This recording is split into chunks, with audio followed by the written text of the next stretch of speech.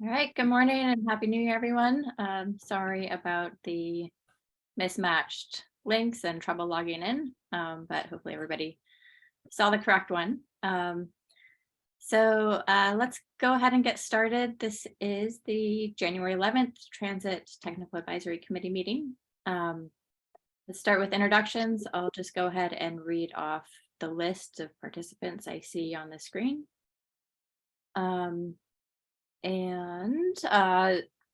So I'm Dana Teray with the Sonoma County Transportation Authority. We have June Nichols with SCTA, Steve Bertelbaugh with the Transportation Land Use Coalition. We do have a new employee in our planning group here at SCTA. Adam Garcia is on the line.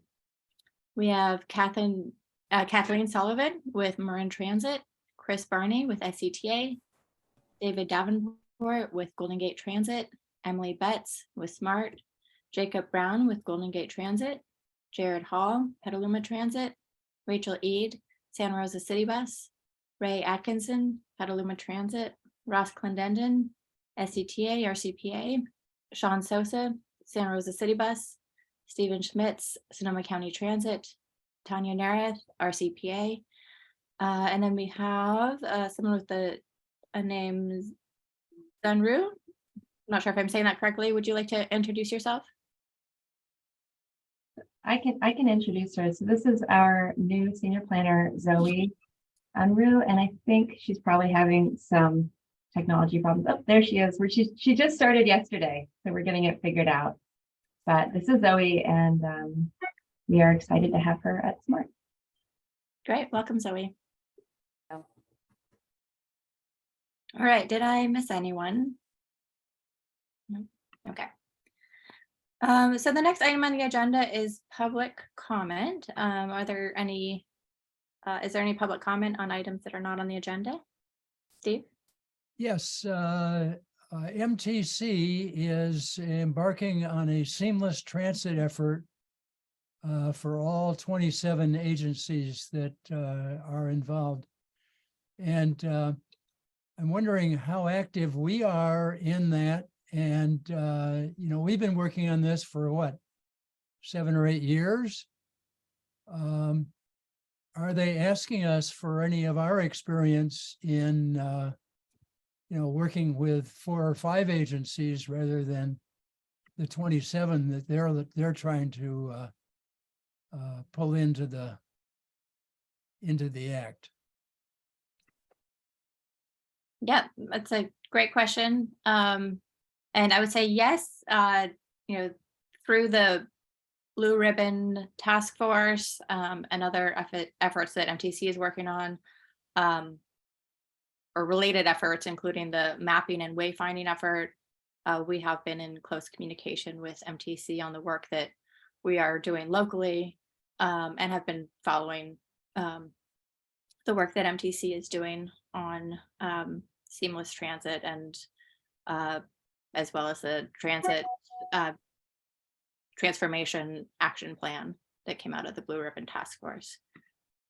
I'll open up to transit operators if they have more they want to add on to that. Yeah, I'll just chime in, Steve. Through that process at MTC, they have a variety of different subcommittees that involve operator staff, and I know we have staff that are sitting on some of those committees, and I think the other operators are as well. So, from my vantage point, we were very closely involved with MTC's process and understanding how it can dovetail with our efforts up here in the North Bay. One other related thing, there's a public meeting hosted by MTC tomorrow for regional network management business case. People may have interest in that. I'll drop a link here in the chat for the public video if people are interested in possibly doing that to learn more about the effort as well. Thanks, Jared. I think one of the issues that is going to be a big one for 27 agencies is how do we pick the dates that we change our schedules? that's been a little bit tough just for us. And I would, my suggestion to those that I've talked with about this is that that's the place to begin, because it'll get the ball rolling, and it takes a long, long time for that to get solved. Yeah, it is a complicated effort, especially with, you know, such a large region.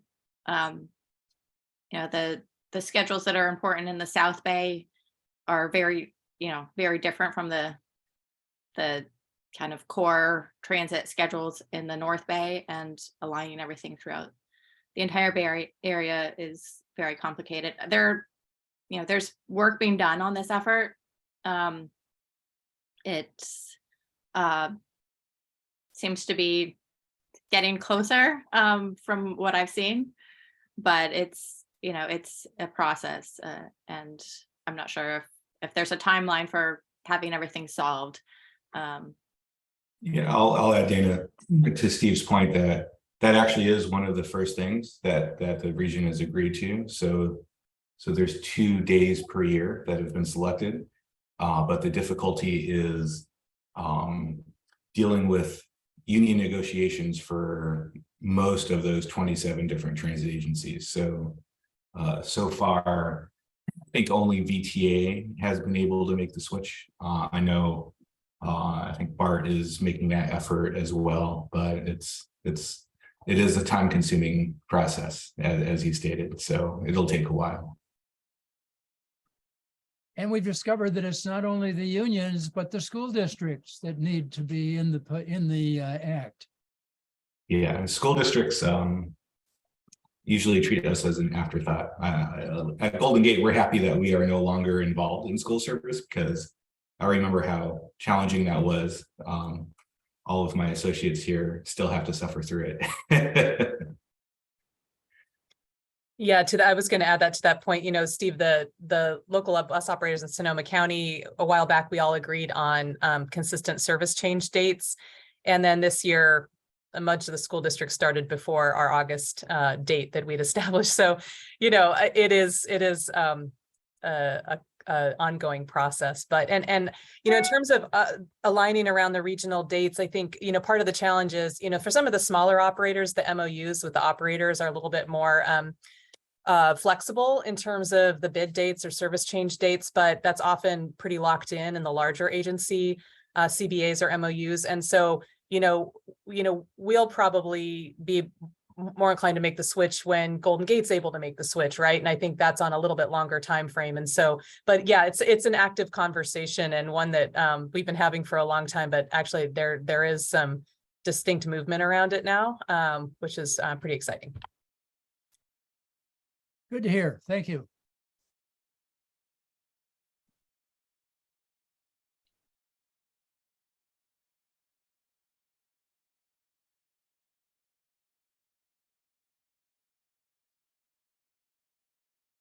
Oops. Oh, Dana, you're on mute. Sorry about that. All right, I'll say it again. The next item on the agenda is the approval of the meeting notes from October 12th, which is the last time that this committee met. Does anybody have any comments or corrections on the meeting notes?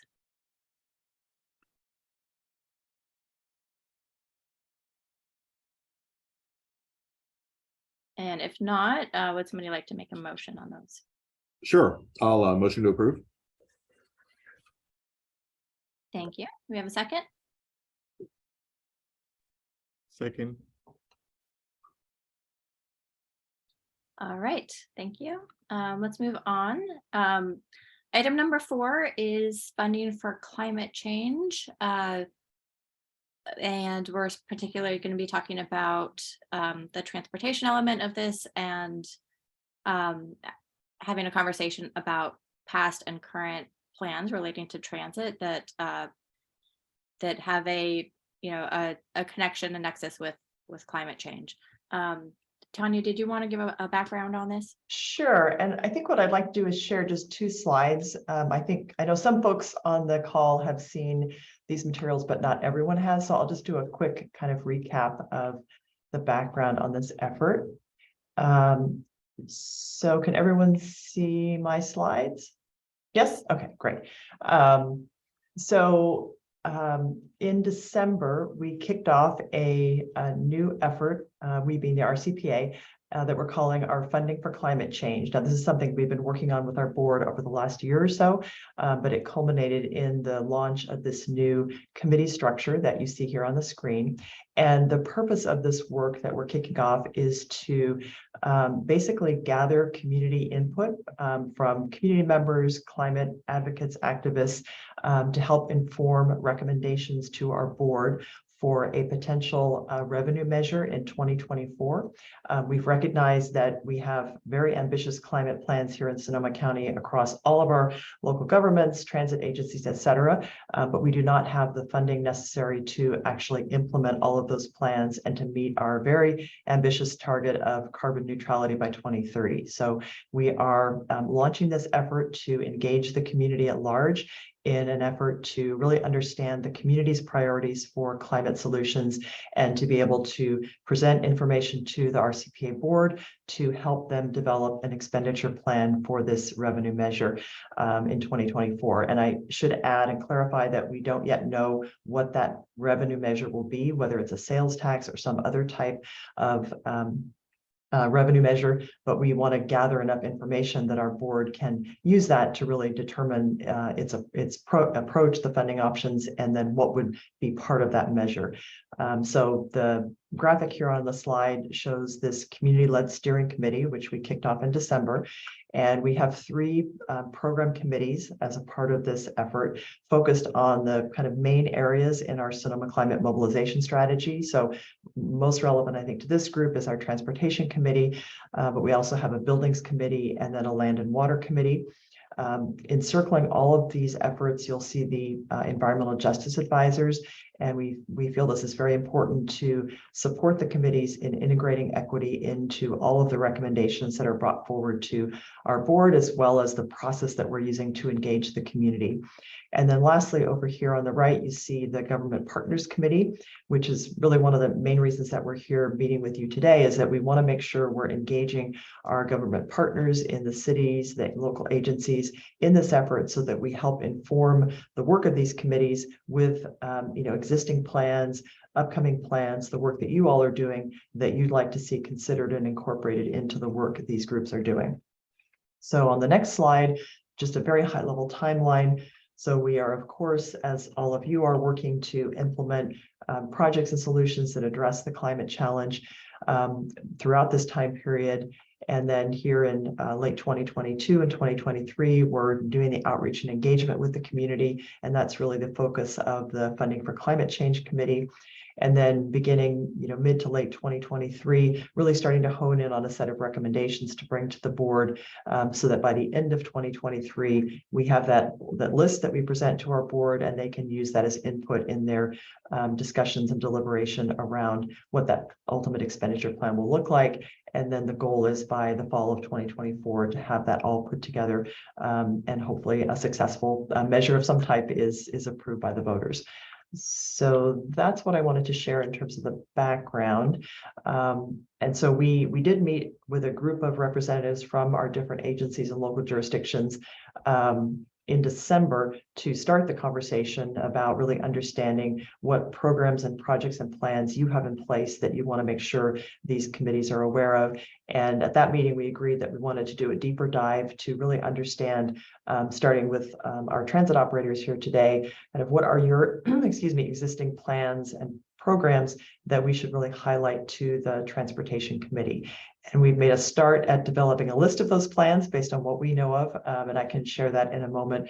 But before we dive into that, let me first ask if Suzanne has anything that she'd like to add, because she's been really integral to this effort, and then if anyone has questions.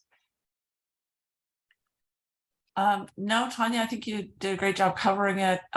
Just again, it's early, this is the early stages and trying to assess how we address local government's role in climate change, transportation in the case of this group in particular, and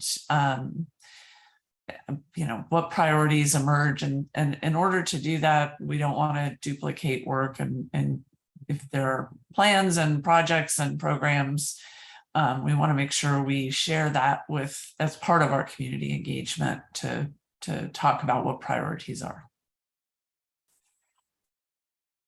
And, excuse me, maybe one more piece I should add, because Suzanne mentioned our engagement. So the other thing we want to make sure is that we're really capturing and understanding any key learnings that you've already gleaned from community engagement you've done with recent plans and programs, as well as understand what your plans for community engagement are in the year ahead, so that we're not duplicating efforts. If you're planning to meet with a particular community group or have an engagement plan, that we really try and leverage that work rather than going back out and asking people the same questions that you're already asking. So we're also interested to hear more about that.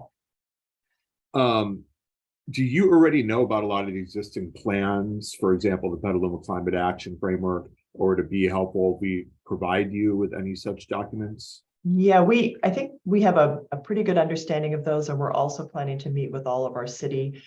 We have a group of members and partners that meets on a bi-monthly basis, and so we're going to make sure we meet with that group and capture any general plan updates, climate action plans, to make sure that we have all those. So, okay, great. Mm-hmm. Any other questions about the funding for climate effort? I know I went through that fairly quickly, but. So Dana, do you think it would be helpful if I just shared the spreadsheet that we've started putting together as kind of starting point for the discussion? Okay, let me absolutely. pull that up on the screen.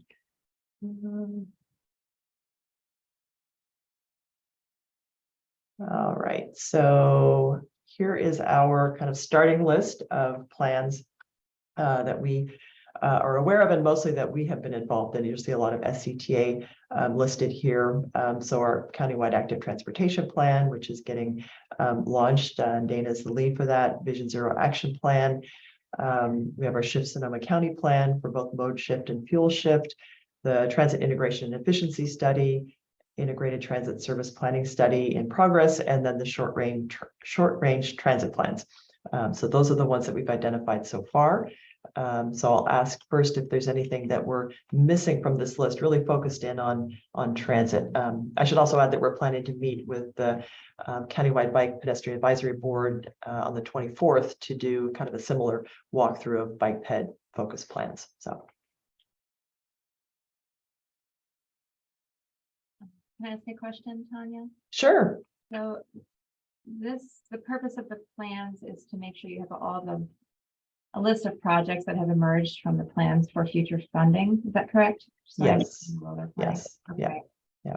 Okay. Yeah, you can update the short range transit plan for SMART to 2023, I believe. We just Okay. our last board meeting, and I can send you that document. Oh, that'd be great.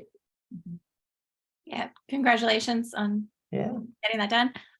Yeah, I wasn't sure. I know that several of the operators were either have just completed the last iteration of their short range transit plans or are in the process of that. So I'm not sure if we have all of the updated dates of adoption of those.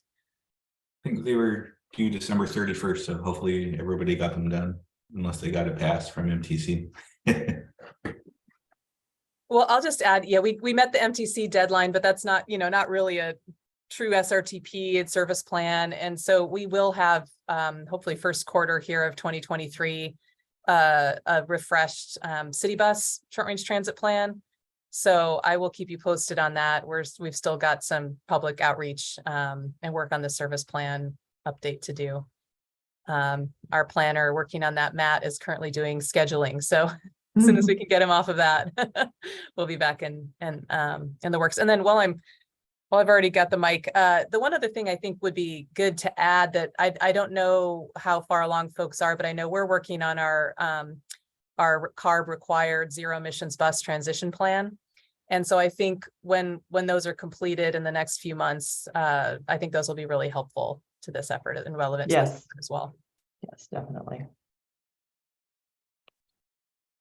Great. And so Golden Gate has completed that, their zero emissions bus transition plan, but the small operators are working on them now. Yeah, we've transitioned into like a joint study with Marin Transit on the actual details of how to implement a ZEP bus infrastructure. Okay, Or ZEP infrastructure, since the B is bus. great.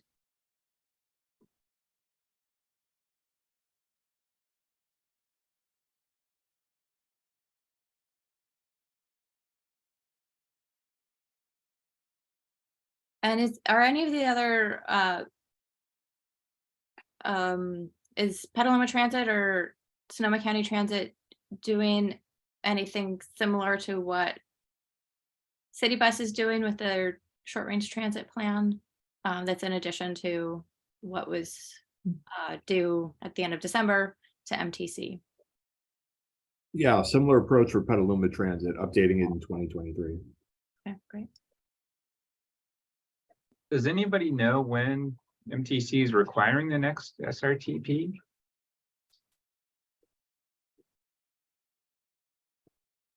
We were assuming it would be 2024, so that's where our aim was. Yeah, I think our understanding is it's at least a 2-year cycle. So if they're expecting one from us this year, I don't think we're ready for that here, since we just did one. Yeah, I'll say Marin Transit is planning on doing one in 2024. We met MTC's requirements, which were sort of specific for this SRTP, and then we're just letting the service planning from the 2020 SRTP stand until 2024, when we'll do a more robust update that resembles a more of a normal SRTP. That's what our plan was.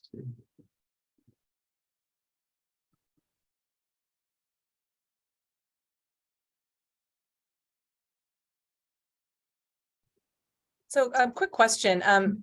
So in addition to the planning documents, what would be helpful? I mean, I would imagine that some of the FAIR programs that are ongoing throughout the county would be relevant as well. Are there other sort of, programs that you're looking for us to help you list or describe that would be relevant?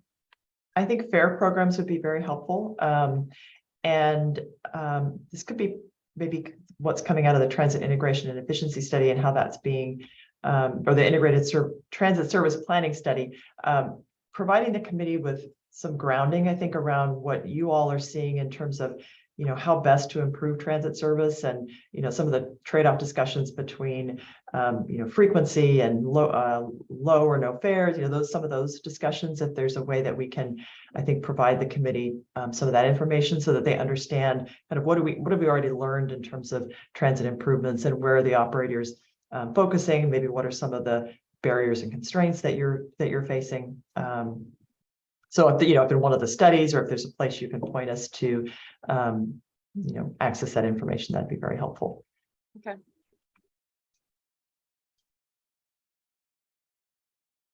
And then I think, lastly, the community engagement. So any, key learnings, Rachel, it sounds like you're doing some additional engagement this spring. Is there anything there that we should be aware of in terms of meetings that you're conducting? And again, things that you've learned from recent engagement efforts.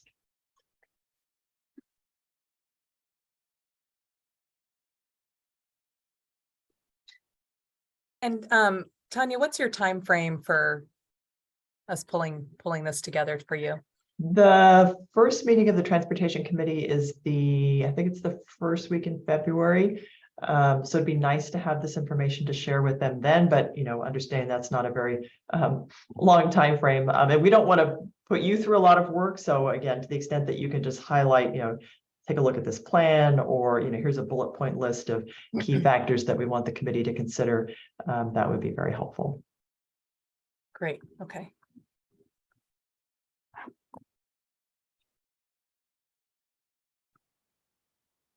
All right. Any other questions, Dana? Anything else that comes to your mind that we should be asking about, or other things to consider? Yeah, did you want to get into discussion now or talk about a future time to kind of discuss what transit operators would like to see out of a potential measure for our funding for climate? Be great if we have a few minutes now to get inputs, because I think the more of this we can share with the committee in the early stages, the better. So they're not off, thinking up ideas that maybe aren't feasible or, wouldn't hit the kind of near-term needs that all of you are seeing. So if there's time for that, I would welcome that. Yeah, I think we could spend 10 minutes or so. Right.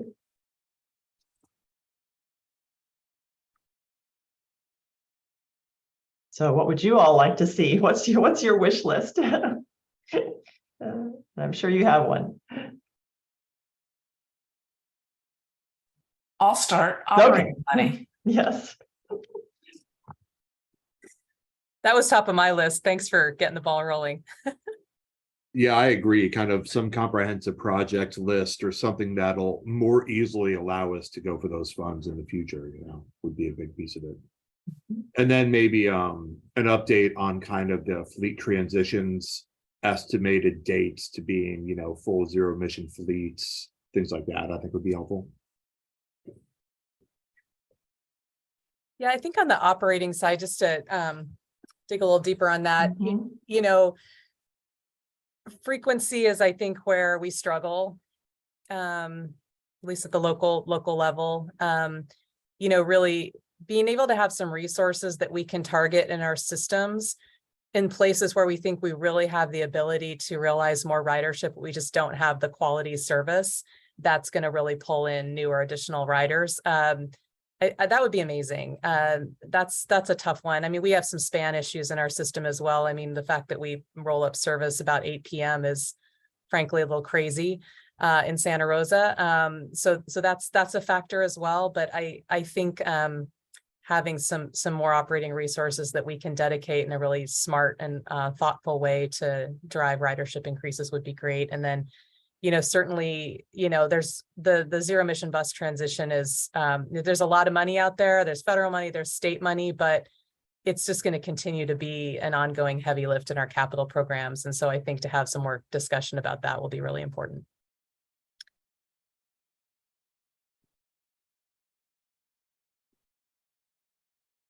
Possibly resilience. I think the transition to zero emission buses is a good thing overall, but it does bring resilience issues and concerns, especially if we're all using battery electric, which I think is kind of the approach. What happens if we have a prolonged emergency and we can't access our sites and charge our vehicles? I think that's one of the kind of downsides of it that we need to kind of address a bit more.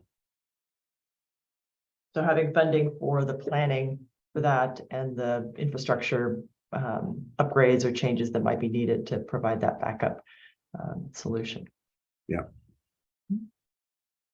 And back on the operating money, is that primarily for staffing, like bus drivers and that sort of thing, or are there other operating costs that would be part of that?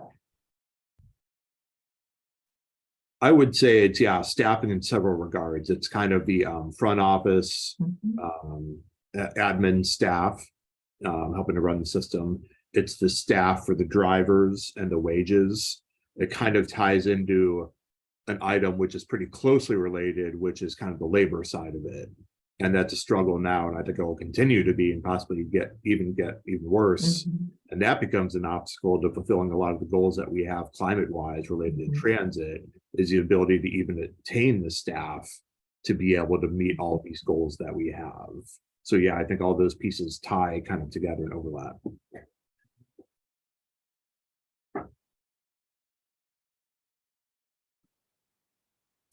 And it also kind of ties in with the capital side, because the TDA funds are our most flexible funds.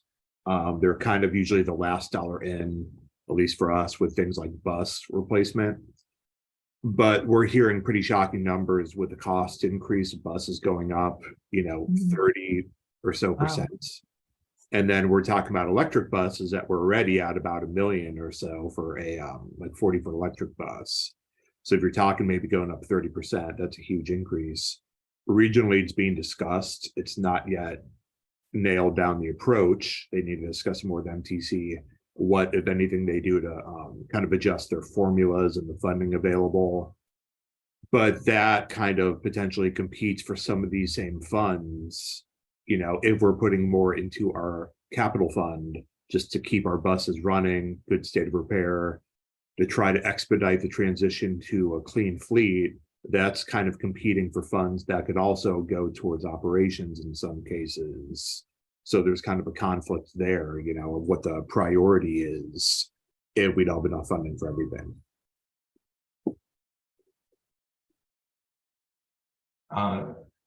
Question on something that I know is an issue for us in Marin County. I don't know how it is in Sonoma County, but there's the issue of our facilities actually being accessible due to climate change. And that's a big issue in Central Marin, like our bus yard, our primary bus yard at Golden Gate is, if you look at the county map, we're an island surrounded by water, which is great if you have a castle, but not for a bus yard. So I don't know if you have situations like that in Sonoma County, but you know, that's not something that's cheap to fix. So that seems like it would be a nice tie-in here. Yeah, so adaptation or resilience types of Right. projects. Definitely. Yeah, I don't know in Sonoma County if any of our facilities are impacted in that way or expected to be impacted. We've definitely had some flooding. You've had some flooding. Yeah, so you can add us to the resilience. And how about new types of programs? I know in the past there's been some, you know, looking into like on-demand types of transit services, kind of micro mobility, smaller types of programs or projects. Is any of that coming up on your radar in terms of things that you'd like to pilot or try out that the committee should be aware of? I would say yes, it's coming up more and more, getting more and more requests and demands for it. I think it's something we'll be doing more, at least speaking for Petaluma, you know, in kind of the near term, figuring out the structure a bit more of what that looks like, and kind of the timing is kind of the current phase. If it's, yeah, like it could be a TNC pilot program, like subsidizing the cost of Uber and Lyft. It could be running more micro transit. There's several kind of things somewhat in that realm, I would say. But yeah, I think going forward, I would anticipate more of those kinds of programs. And I would say, you know, specifically within that, the thinking about the first mile, last mile to smart, and how we build a more robust network for that throughout the county. Yeah, that's definitely in SMART's plans. I would think if we have an appropriate planning document to send you for background, but yeah, we are about to enter an agreement with a microtransit company that we're hoping to use up and down the corridor, partnering with agencies. So Great. This sounds like a good fit for that. Yeah, definitely.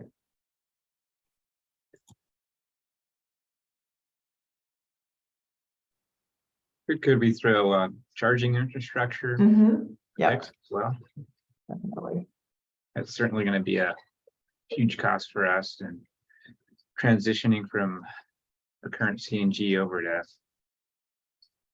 battery electric. So Yeah. I'm curious if just the cost of electricity is something.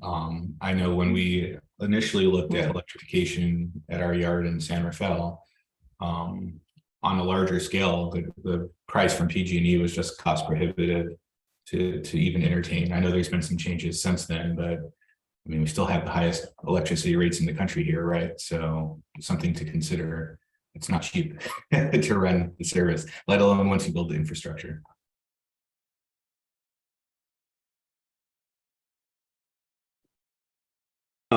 And then one last thought, it kind of overlaps a little bit with transit, but some of the recent state legislature related to, you know, the shift to VMT from LOS and other related things with TOD kind of considerations.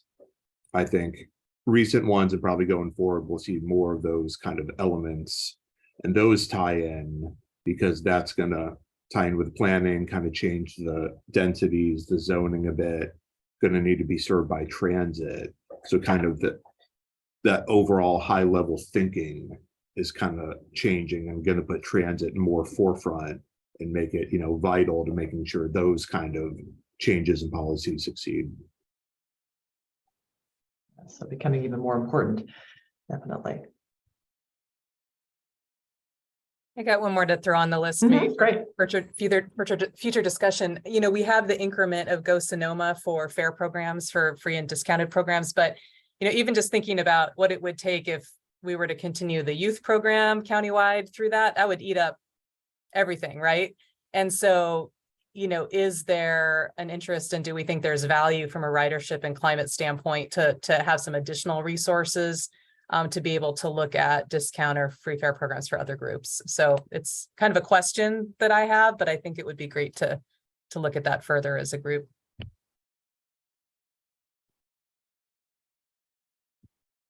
Yeah, I'm glad you raised that because it is going to come up, right? Like fare free transit is going to come up, and revisiting what that data is in terms of cost and cost benefit and impacts, et cetera, would be good for us to have kind of just going through this process over the next year or so.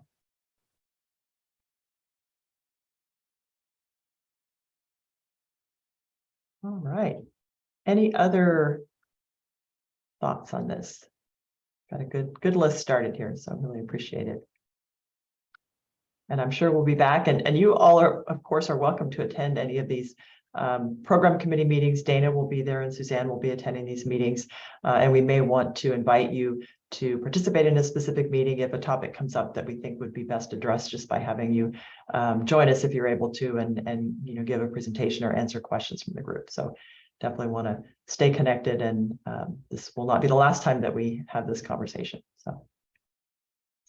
Well, I think, Dana, we're good for this morning. I really appreciate all of the inputs and discussion. And if anything comes up for you after the call, feel free to reach out to me, and we'll go from there. Or Dana. Thank you, Tanya. Thank you. All right. The next item on the agenda is transit integration updates.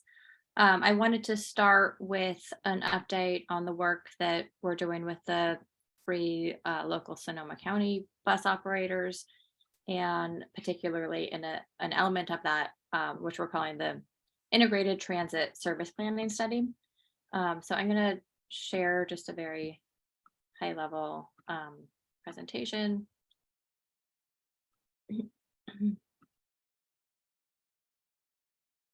All right, can everyone see my screen? Great. Yes. Excellent. So I'm just going to go through this briefly to give you all a heads up. We have put out a request for proposals for an integrated service planning study, which is an element of the transit integration work that we're doing.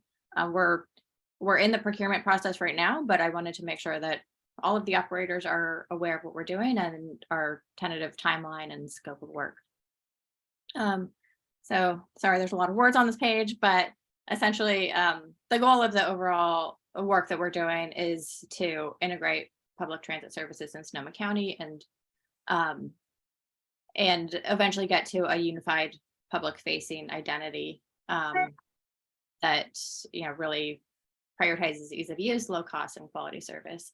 And these are all efforts to increase efficiency and with limited resources. Our objectives are several through this, for the particular to this study.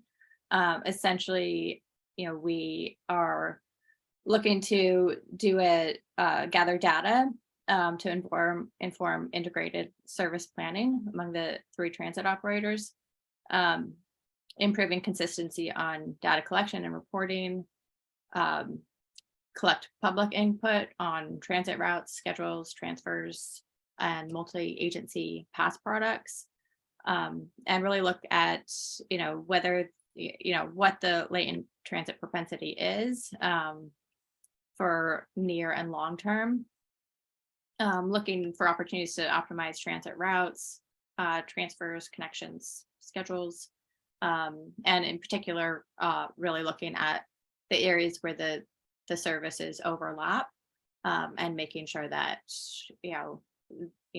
having a plan to make any adjustments to really optimize the amount of service that we have out there.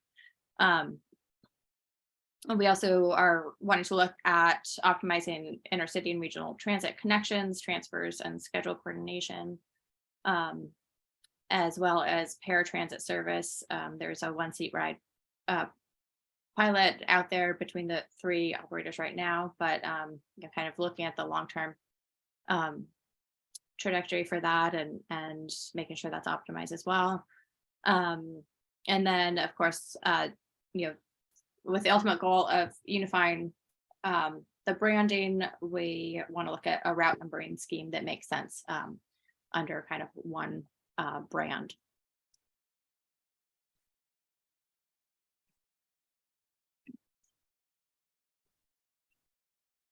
All right, so this is a very high level schedule. We are in procurement right now. We released request for proposals in November to our on-call bench, and are reviewing the proposals right now. We plan to bring a task order to our board with a more detailed scope of work in February, and then wrap up the work by the end of November this year. Oops. Sorry. All right, so here is our very high level tentative scope of work. Of course, doing project management and administration.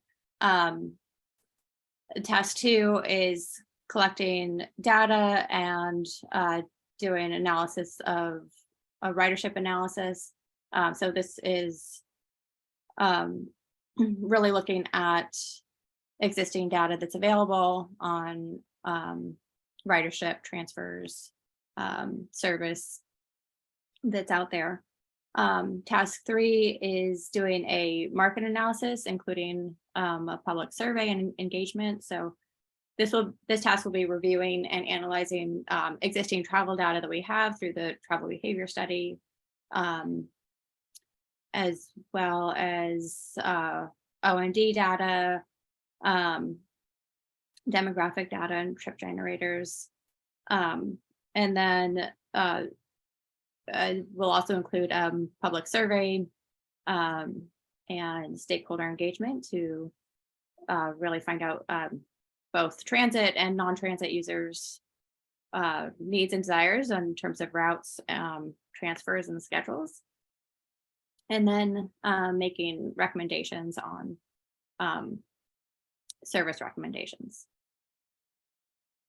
Task 4 is really looking at those overlapping service areas and identifying where there can be better efficiencies, more directness, and avoiding any redundancies, and then looking at the route numbering scheme.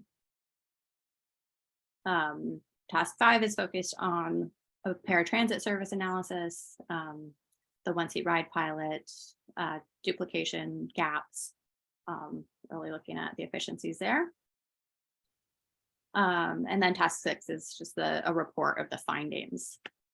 We also have a couple of optional tasks that we included in the proposed scope of work, and we'll be figuring out details on those through our procurement and negotiation process. And so task 7 is a more regional service analysis, looking at all transit that serves Sonoma County, and really making sure that the local transit is connecting efficiently with those services. What the more regional trip generators are, and identifying opportunities to optimize transfers, connections, schedule coordination, and kind of overall demand and efficiencies there. And then task 8 is another optional task that we included to look at opportunities for microtransit that, kind of through the market analysis, are there areas that would be better served by a different operating model, such as microtransit, and whether there, potential for efficiencies there. So that's kind of the high level concept that we are working on, and just wanted to bring that to all of your attention. We will be refining this and bringing an item to our board in February, and you'll definitely be hearing a lot more about it throughout the rest of this year through the transit TAC. So we wanted to make sure that all the transit agencies are aware of the work that we're doing right now. With that, I'll just open it up if anybody has any questions. I have a question. Curious what software can be used for the analysis steps. Yeah, so that's are you asking about the I'm curious, like if Remix can be used or ArcGIS, or what like tool is going to be used for that analysis. Yeah, that's something we're asking the consultants who are proposing, what they're recommending. So we'll get more information about that once. Okay, thank you.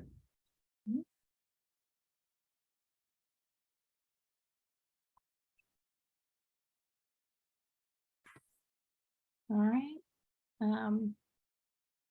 Okay, well, if there's no other questions or comments on that, we will have more information to you soon. And then I'll just open it up if, under the topic of transit integration, if anybody has anything they wanted to bring up on some of the more regional efforts, whether, more discussion on the regional network management or other topics that are happening through MTC or at the regional level. Hey, Dana, I lost my connection here. Can you hear me now? I'm on my phone. Okay, good. Sorry, I missed the very end of your previous presentation, but I did want to comment that for the regional aspect, which was an optional item, Golden Gate will be doing a detailed passenger survey this spring. So there may be data that's useful for you as part of that effort. Even if you don't do the optional task, it might still be interesting for you and everyone here to see the results of that survey once they're done. Great, thank you. And is that through MTC's onboard ridership survey, or is that something that Golden Gate is doing? It's our own survey because, as I'm sure you all know, regional transit service has been significantly impacted by COVID, much more so than local transit service. So this is really our effort to understand, hopefully with COVID behind us by the time the survey starts in the spring, to really understand what people want moving forward, because the transit service that we historically provided is really not what people use anymore. And I think that shows in what service we are running currently, which is very different than what it was 3 years ago. So we had penciled in our own survey because we had an expectation that MTC's effort wouldn't cut it for us for what we need for our business needs. Okay, great. And do you have a timeline for that survey rollout, or? I just know it's supposed to occur this spring. I'm not the project manager for it, so I don't have the details, but I can get back to you on that. Okay, great, thank you. Oh, and to your second point, the connected network plan effort that's being led by MTC, I think both Marin Transit and us are on that working group, and that effort is kicking off with an RFQ in the near future. So we're going to hit the ground running with that one. Great. I'm interested to hear more about that as it rolls out. And it sounds like it'll be kind of rolled into the Planberry area process to some degree. It'll be sort of built out on that foundation. Since SB 917 didn't go anywhere, it really needs to live somewhere, and seems to be what makes the most sense.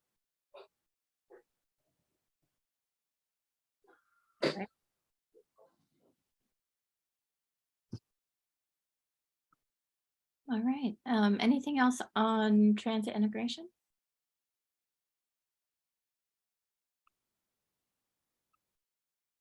All right. Well, then let's go ahead and move on to, there was a request to have a discussion on regional fare change coordination. I'm not sure where that conversation is in the greater region, but it's an opportunity for folks to discuss that process here.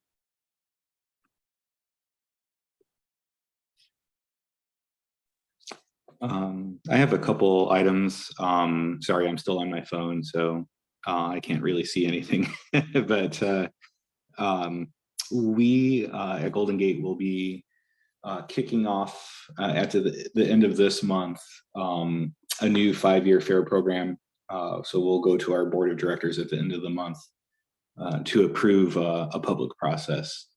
And what we're looking at are just minor fare changes, you know, 1/4 or 3% per year for the next 5 years, with some adjustments, including lowering the local Sonoma County fare, which is quite a bit higher than the other operators in Sonoma County. And I know we've received some requests to address that issue. So that'll be included in this particular effort. And is what's going to your board a proposal for the fare program or a proposal for developing a program? So what will go to the board at the end of this month is a request to do a public process, and the staff report that I'm looking at here, which I think is getting signed off by our GM as we speak, will present 3 alternatives that we will approach the public with and have meetings in February and a public hearing at the end of February. And then that would mean board action at the end of March.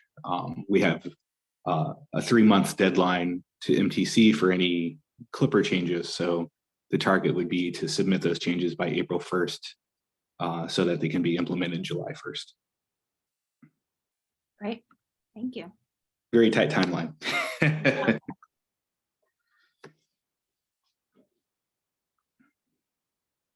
I have a fare related question for the group. I understand that MTC is going to be asking the operators to do a Title VI analysis for the Clipper Start program.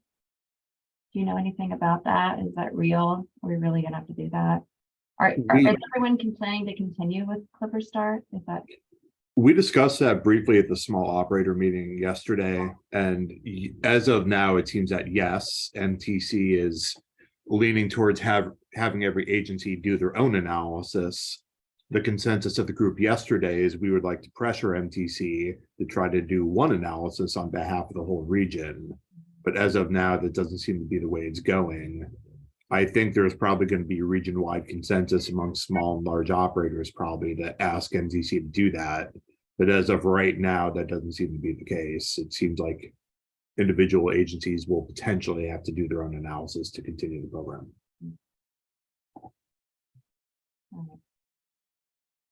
And at Golden Gate, our 5-year fare program assumes that Clipper Start continues. So that component will be reflected in the associated Title VI analysis, but I'm actually not sure what our position is on the initial Title VI analysis for the start of the program. So I'll have to check back with you on that. All right, thanks.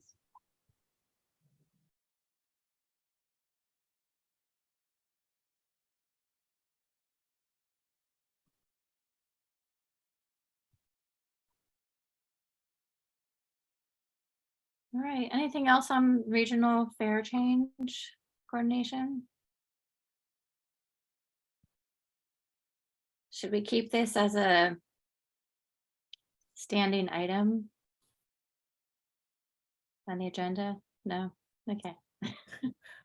I'll say, I assume this group knows about the fair coordination and integration study regionally, and that they are considering standardizing a discount between operators. Okay, everyone's nodding their head, or some people are nodding their head. I'm new to the group, so I just wanted to make sure that's fully public knowledge.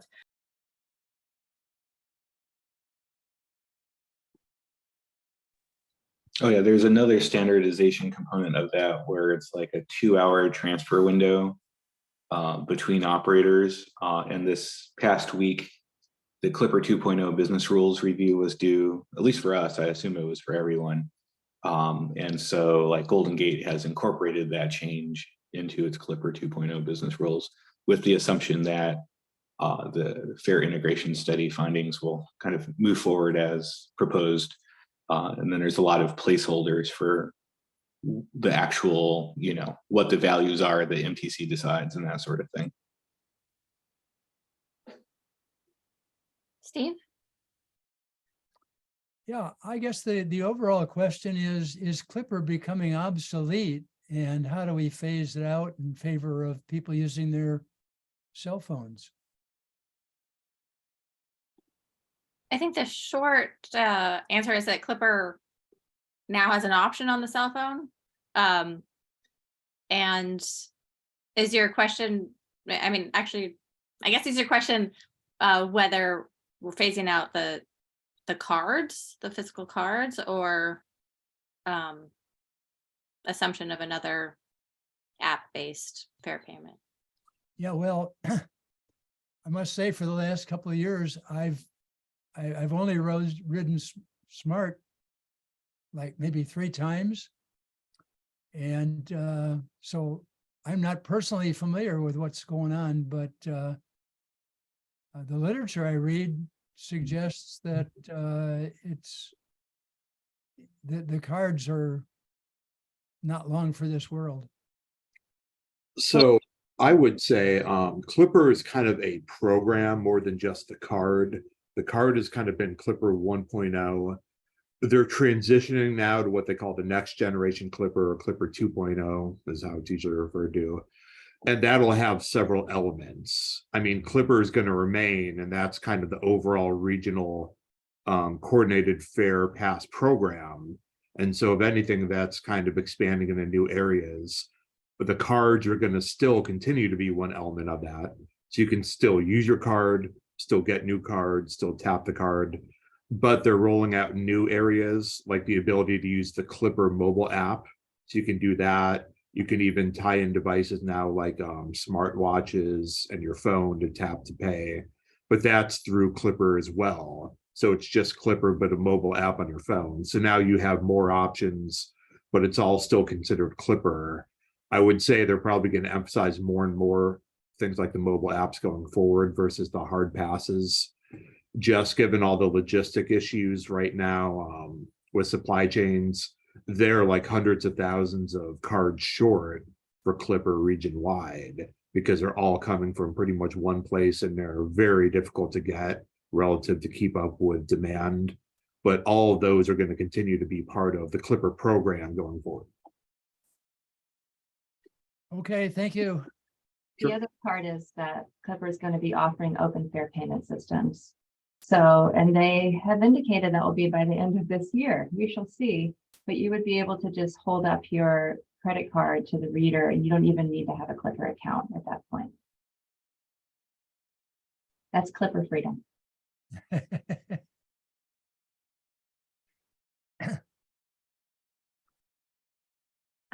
Great. Well, let's if there's nothing else on that item, let's move on to the bus bike racks and e-bike compatibility.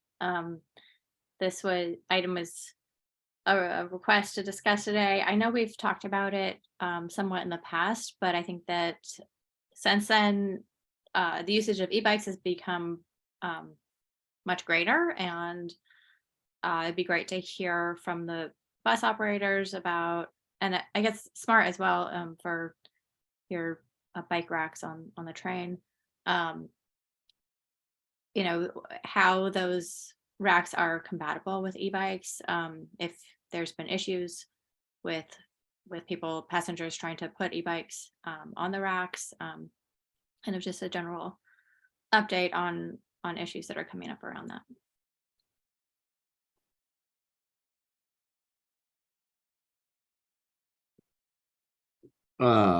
I could start us off. It's not something we've heard of a whole lot, but we've gotten a few comments of, and I'll have Ray jump in here. We just ordered our 2 new model bike racks. The bike racks, from what I've seen industry-wide, are pretty standard. They come from a company called Sportworks. And we had the kind of traditional Sportworks, I think it's called SL rack, which is a little short for e-bikes. E-bikes have a little bit longer wheelbase, I think like 48 inches instead of 44. So it's just enough that it's difficult to fit some e-bikes into the channels of the bike racks on the front of the bus. And so we just ordered 2 what's called Apex model, which accounts for the longer wheel span and should accommodate e-bikes, also from the same company, Sportworks. In terms of number of racks, we have 2 on ours. We've never really had an issue with overloads for us, but I think that's a bit more of a issue for inner city and regional services. So the 2 bike racks generally seem to meet the needs. We're open to 3 in the future. We feel the needs there. Ray, do you have any other thoughts on that?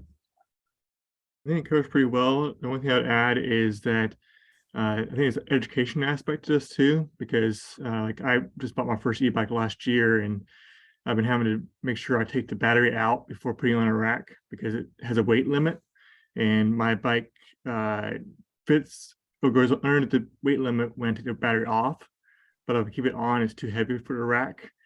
And then also like during the rainy season, if you keep the battery on, it's going to get the battery wet, and then if you take it off, the connector points for the battery can get wet. And so I have like this thing to cover the connector points, but people don't realize that issue could damage their electrical parts. And so I think education is also needed in addition to having the racks.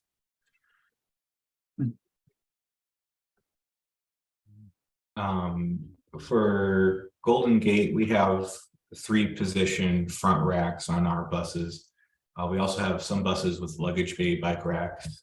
Those are the the MCIs versus the Gilligs.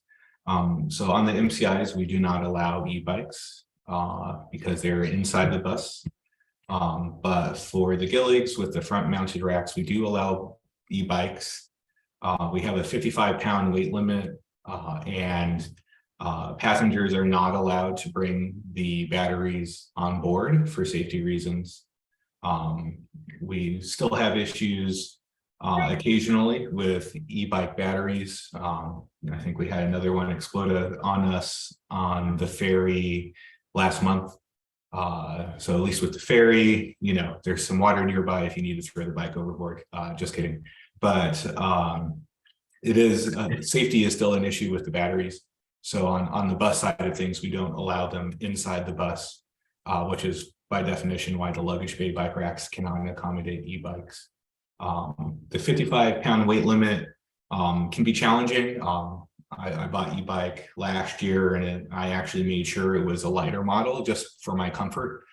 So it's around 50 pounds with the battery, but that's definitely on the light side. I would say that the typical e-bike is usually around 60 pounds. So, you can see our racks have a 55-pound weight limit. So that's definitely excluding some amount of the e-bikes on the market. I think it's Apex, right, that makes the 3-position bike racks, Jared? Yeah, so I think that's pretty standard. Yeah, so with both the Apex and I think the SL, they have 2 and 3 bike models. Okay. Yeah, so I think, for anybody else considering allowing e-bikes on buses, you'll probably end up having a similar weight limit to us. I mean, there's some variability, of course, but that's kind of been our experience. I would say we've allowed e-bikes for about a year now on our buses by popular request, which I suppose makes sense. We're a regional operator, so we get that demand, and that's why we've had the 3-position bike racks for so long at this point. One follow-up question I have for Golden Gate is, does your website state which bus routes allow e-bikes. When I was researching my transit routes, I'm like, is an e-bike allowed on the bus? Yeah, there should be a section somewhere on our website. Okay. Our transit guide definitely has a whole page on bicycles where it talks about our policies as well as where our bike racks are located, since we have bike racks located throughout our system for people who don't want to take their bikes with them. And generally, I would say most of those racks are not in use. I think that kind of gets down to the issue of theft in the Bay Area with bicycles. But we do have those out there for the people who are willing to use them, but e-bikes are expensive. So I would be really surprised if anybody ever locks an e-bike up to a bike rack at a bus stop, but never say never. Thank you. On a related note, I can say that with the increase in e-bikes, we've run into capacity issues at our bike lockers, right, where the bikes don't fit in the bike lockers. It turns out the bike lockers we have, which were standard issue when we purchased them, they don't even make those anymore. They make even the base level, they make about 2 inches longer. But then you can buy even larger bike lockers for e-bikes. So we might start transitioning to larger lockers or going in and you can take out like that middle separator to make 1 or 2 lockers bigger.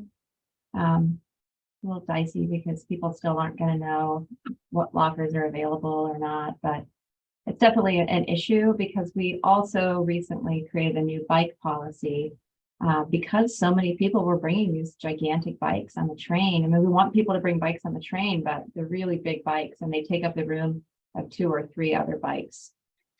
So it was difficult to figure out how to define the limitation.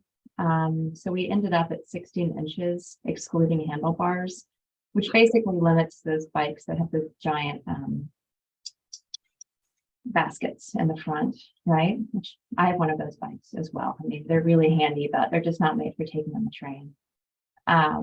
So that's where we are, but I've definitely received comments from people who said, I used to bring this great bike on the train and now I can't bring it anymore. So still trying to figure that one out. On our newest Proteras, we got the Sportworks, the 3 position as well, the DL3 model, the Trilogy, and those accommodated tire widths up to 2.3 inches, which most e-bikes are the fat tire variety.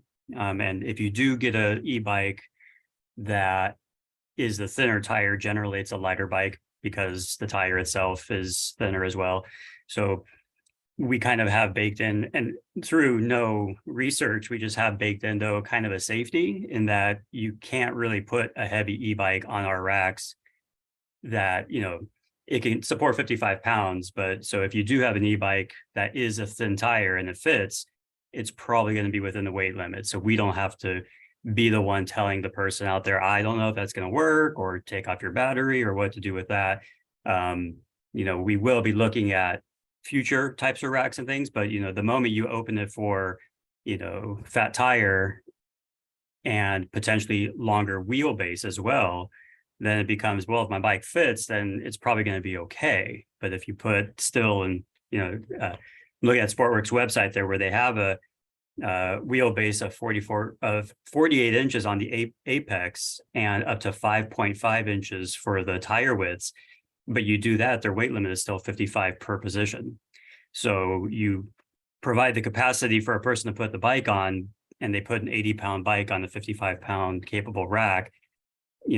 Whose responsibility is it if something breaks? If it tips over during movement, and so that's a lot to think about there. So that's still for future for us, but our bike racks are kind of giving that limiting factor where we're not really in a position to have something happen since it can't fit on there anyway.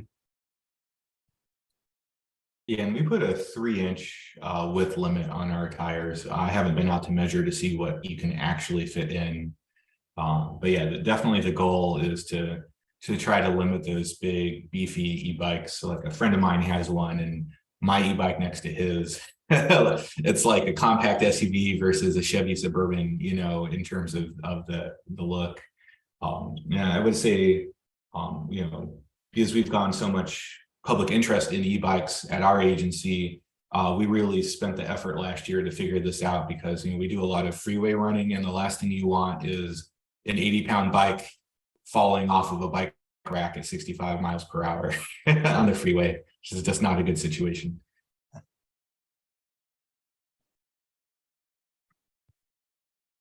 Well, I think what I've learned is that we need to revisit our bike rack policy and consider e-bikes. I mean, quizzing our front office staff and operations contractor, I've not heard much of a peep about issues with accommodating e-bikes on our racks. And one of the things that we require is that you be capable of lifting your own bike onto the rack. So that kind of limits how heavy your bike can be right there. So I think this is a good discussion. I'd like to talk to some of you offline about your experiences, but honestly, I haven't heard much issue with our racks and accommodating e-bikes. Yeah, I just wanted to chime in. Sean kind of covered stuff for us, but I think that, you know, when Ray brought this up, you know, one of our thoughts was, you know, this is a perfect kind of ties conversation, just to your point, Stephen, that down the road, it'd be good to get to a place where, you know, we're all kind of having a similar, same policy, same equipment, so that the riders have an expectation throughout the network of being able to use the particular bike or not on our racks. So, you know, something maybe to put on a list for further discussion, and we can kind of over time maybe evolve towards that. Yeah, that's definitely worth it. I know Marin, for that reason, Marin Transit has typically just met the Golden Gate policy just for the ease of travel between the two systems. Yeah. I think it'd also be helpful, just in addition to having a uniform policy, having like, you know, where someone can find a spreadsheet or some kind of information about every, you know, agency and what kind of racks they have on their buses, so they can, as they're transferring, they can figure out whether they're gonna be stuck, you know, in one place because they can't get to the next bus. And that's actually an interesting point, because this has been an issue for us where, you know, we run a mix of MCIs and Gilligs. And so it's been challenging to communicate clearly to our riders what bus is coming next, especially on a route like the 101, which runs hourly, and it's, you know, maybe back and forth. Every other hour is an MCI and every other hour is a Gillig, just based on passenger capacity issues. And just as a side note, the workaround that we've decided to use for now, at least for customer service, is you know, our 900 series buses don't, you know, those are the MCIs, and the 1900 series buses are our Gilligs. Having trouble with pronunciation this morning, but there is a third-party app out there called Pantograph, which for all intents and purposes is a train foamer app. And the nice thing is they just pull the data from GTFS feeds and actually say which bus specifically is coming on the next trip. And so then in our case, you can see, oh, it's bus number 1932. I can put my e-bike on the bus, versus, oh, it's bus number 965. I can't put an e-bike on that one. So that's kind of what we've been doing for now, because, you know, there's a third-party app out there that at least it has a different intended purpose, but conveniently handles this issue for us. Something too that might be a question, you know, some of these buses having been on the road for many years, is the tongue capacity. You know, how, you know, you have a 4-foot out front, you know, 240 pounds, you know, 380-pound bikes, 4 feet out from the front of the bus. And, you know, maybe they were originally spec'd to be able to carry 3 25-pound bikes, you know, 80 pounds all together, but now you're putting 3 of those 80 pounds feet in front of the bus. Are those older buses capable? I know in the list Proterra gave us to choose options, it's just Sportworks options, and I can't remember the other brand, but it basically doesn't have the e-bike heavy capable racks on there. So I don't even know if there were an option for a rack to do that, would the Proteras be able to do it? It's not something I asked, but that's something to consider, especially if retrofitting as well.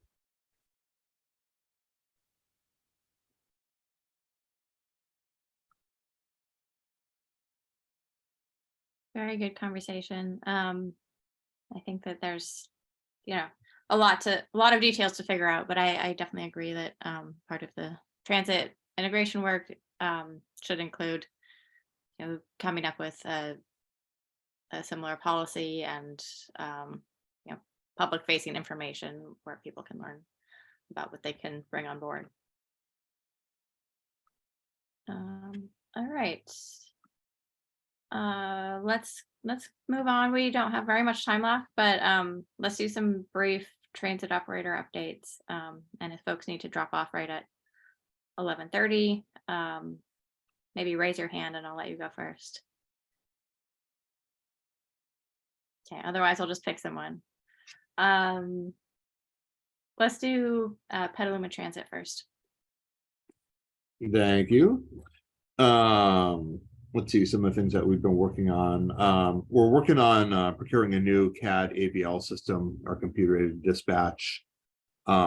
We've had Avail and we'll be transitioning over to GMB Synchromatics, which Napa and BTA did recently.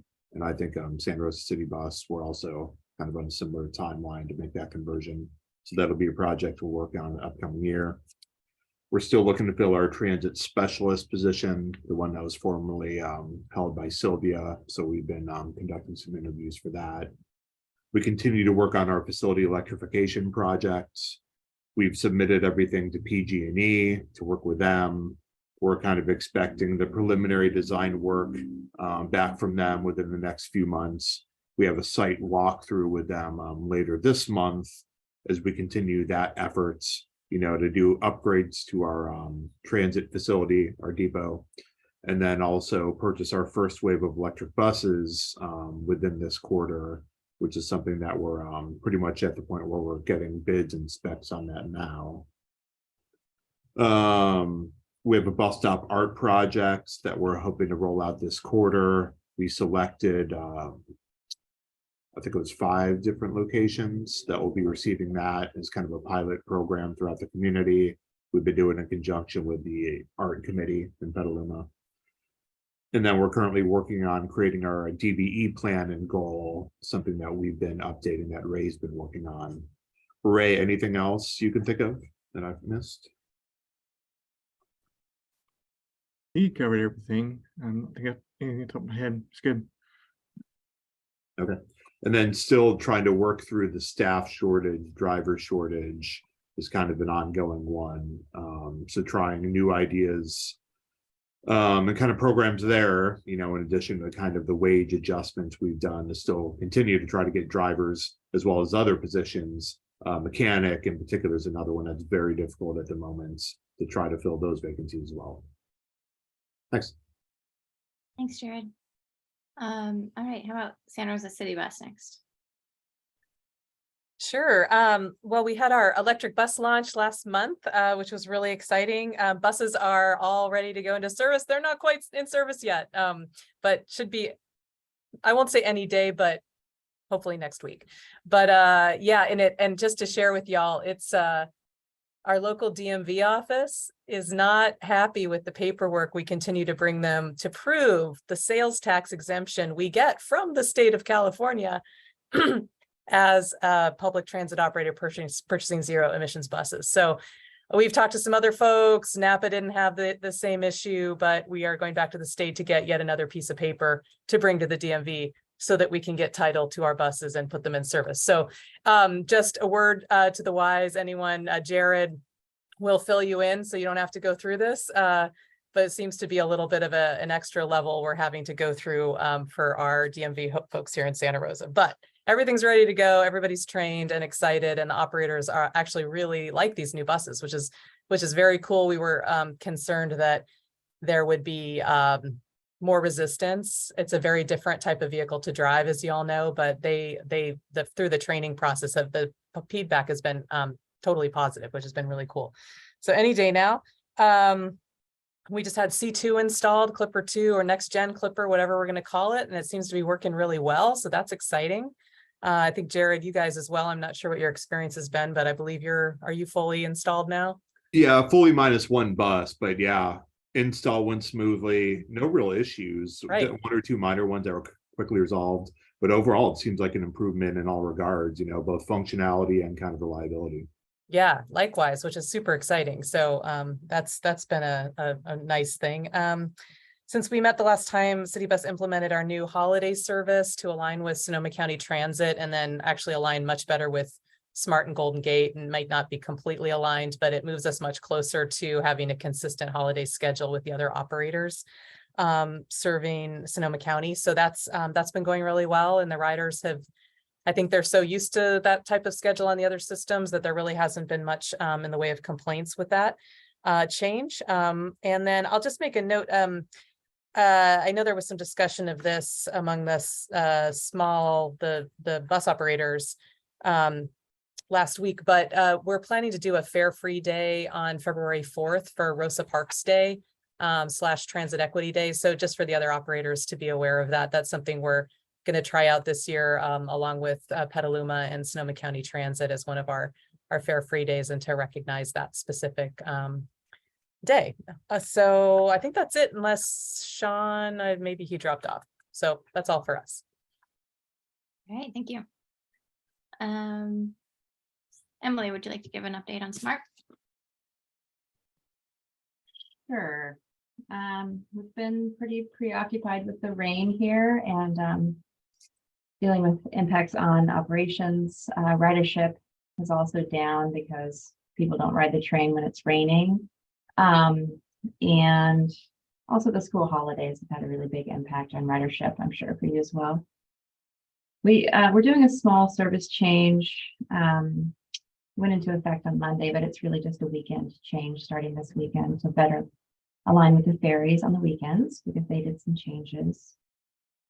Like I mentioned earlier, we've selected a vendor for microtransit software. So we're pretty excited about that. And we're going to be taking the contract to the board, I think on the 18th. And after that, I'd be happy to bring more information back to this committee, but I'm hoping it can really be an asset for local jurisdictions for SMART to have sort of navigated that procurement process. We are happy to have Zoe on board. She is going to be focusing on pathway work, at least at first, and taking on some wayfinding and a lot of other projects that have been languishing without anyone to work on them. So we are also hiring again because Chris Bearden has left SMART. And so we're hiring an assistant planner, if you know anyone who might be interested. That's all I have. Thank you and welcome, Zoe. Right. About Sonoma County Transit next. Yeah, hi, everybody. So we're anticipating three additional BYD 30-foot buses delivered next month. So that'll increase our electric fleet to 6. And fortunately, we've only got 3 chargers out there, so we're gonna have to do kind of some juggling to get them all charged up, but I think it'll work out. We've been, as you all know, we've been dealing with the flooding concerns out in the river area, and so we've been helping with EOC staging some vehicles out there in case evacuations are ordered.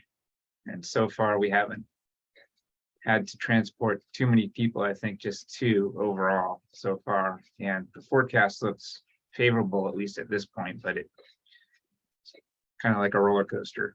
So we'll see what happens over the next couple days.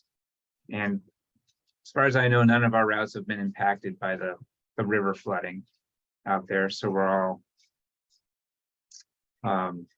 full speed with all of our routes in that particular area.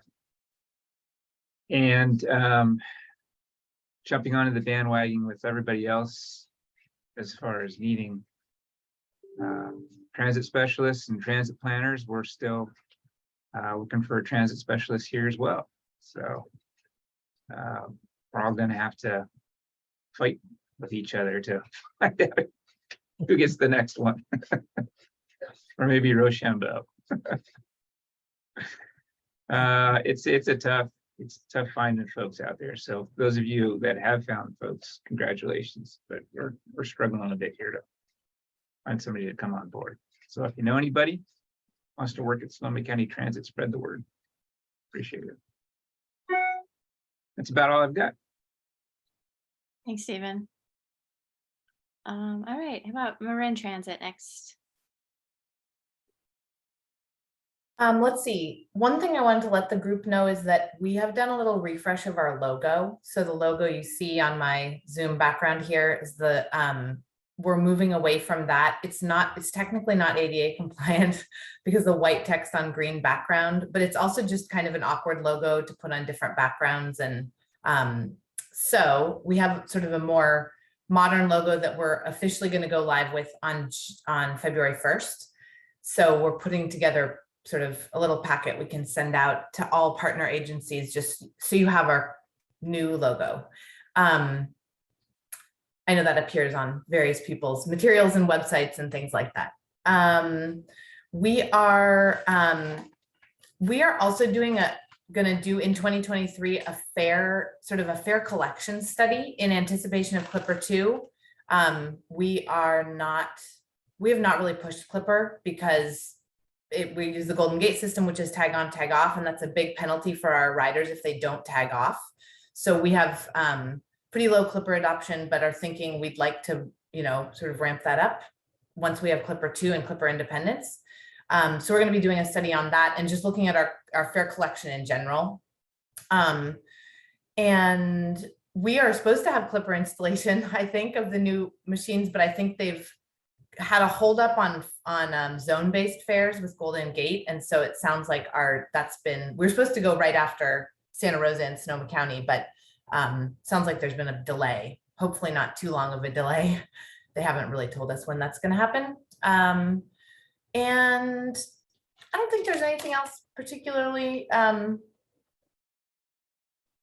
We have 4 new electric buses that are imminently going to go into service, and I don't think there's anything else big for this group. Thanks. Thanks, Kathleen. All right, David, would you like to give an update on Golden Gate? Sure. So I mentioned we'll be moving forward with a 5-year fare program in the very near future. In addition to that, since our last meeting in October, which I wasn't here for, we did hire a new senior planner. She started on October 17th. So that will hopefully free up some of my time to focus on other workload, and then I'll be here at T-TAC more regularly as well. And you may interact with her. Her name is Emily Del Ross. So if you see that name come across your desk, she's with us. And beyond that, looking at ridership, we've had our holiday / wet weather slump, which is typical. I would say it might be a little bit more pronounced this year than usual, unfortunately. But that really kind of puts a damper on the increases that we've seen previously in 2022. So hopefully once we dry out, we'll see some of those people return. That affects our ferry service especially, but we've also seen this on our bus service as well, which typically is not quite as significant on bus, but it seems to be this year. And then beyond that, we did not have major service changes in December to talk about. So we had some schedule tweaks, and we added a trip on one of our commute routes in Marin County, but nothing significant there. And at the beginning of January this month, we did make some minor changes to our ferry schedules, which Emily mentioned. They adjusted their schedules to meet some of those changes. And that's mostly it on the Golden Gate side of things. But I will say also, since my computer crashed, I think at some point somebody had asked me a question in the chat but when you reload Zoom, you can't see the previous chat conversation. So somebody could just email me or whatever, and I'll get back to them. Yeah, I think it was Suzanne. I'll send you an email on it. Okay, yeah, thanks. All right, I think that covers transit operator updates. Let's see, there's a schedule in your agenda packet for SCTA and RCPA committee meeting dates for 2023. Our next meeting for Transit TAC is February 8th. That will be via Zoom. And at that meeting, we will be bringing more information about the Brown Act changes, which go into effect March 1st. So stay tuned for all of that. But the next meeting will be via Zoom only. Are there any comments? Yeah, And now- question, Dana. I know Yes. you'll talk about it next month, but it sounds like here we'll be transitioning back to in-person meetings. Is that probably your expectation as well? Yes, that is correct. Maybe I see Drew's online, we can talk about it more, but essentially, we will be allowing public to participate via Zoom. However, if you are a member of the committee and want to participate as a member, not a member of the public, then you need to participate in person. There are circumstances where you can go through a process, which includes advance notification for participating via Zoom, if you're a member.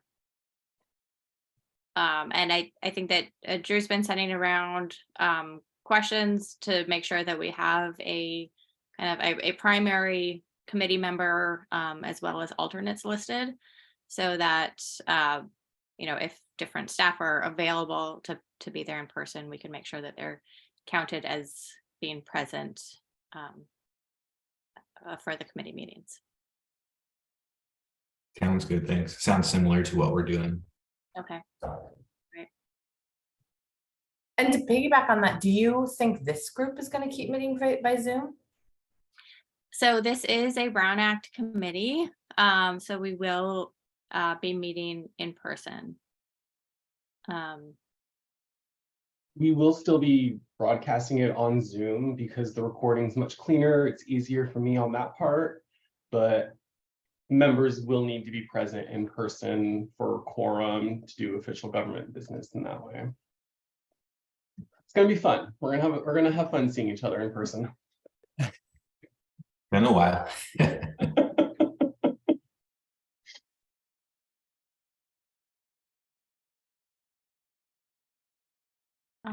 All right. Any other questions, comments, announcements? All right. Thank you all. We'll see you next month or sooner. Stay dry. Bye.